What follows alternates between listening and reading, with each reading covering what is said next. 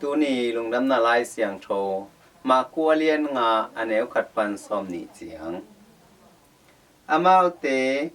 tui pi kan tanin jerasa gam lama apayu hi gun kwang pan jesu tua khiat chiang in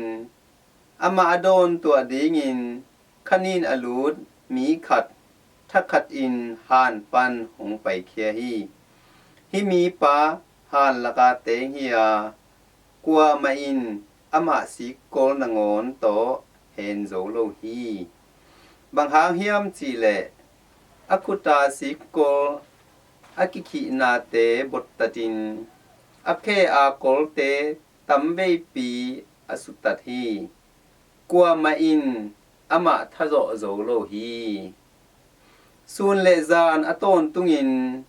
han lak le mual tunga ki koin onga ama le ama apum pi suang to akikui ek ngop hi in jesu agal mu chiang in akianga taya amaya boksukin asang pen pasien tapa jesu o keba hong chi nuam na hi hiam keinung bol siat lo na ding in pasien min to kung thum hi chi in nak pi in akiko hi bang hang hiam chi le jesuin nang khanin mi pa sung pan tai khein chi in thua pia hi tua chiang in jesuin ama kianga namin bang hi hiam chi in adot chiang in ko te tampi ka hi u chiang in kamin in legion a hi a chi hi tua gam sung panin amau te a hol khiat lo na ding in nak pi takin a thum hi tu in mual tunga vokhon tampi gam tain a om hi khanin te in jesu kianga ko te tua vok te sunga kalut na ding un vokhon laka hong pai sakin chi in ange nu hi tua hi manin jesuin amau te phalna apia hi tua chiang in khanin te pai khiawa vok te sunga alu tu hi tul ni bang apha vokhon pi te ken sang tung pan tuak sukin tui pi sunga asikhin u hi vok ching te taiwa khopi sung le khota sunga hi thu again u hi to khit chiang in mi te in bang thu piang chi a ending in apayu hi amau te jesu kiang atunu chiang in doi ve pa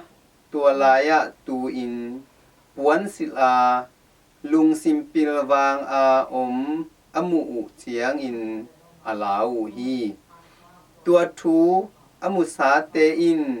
doi ve pa tunga piang te le vok te thu zong amau te kiang a again u hi tua chiang in mi pi te in amau te gam panin jesu apai khian na ding in a thu mu hi gun kuanga jesu aka lai takin tua doi ve pain ama azui the na ding in angen hi a hi zong in jesuin niala ama kianga nalom te kianga che in la to pain natunga bangza takin phatna bola bangza takin happy na honglak chi thu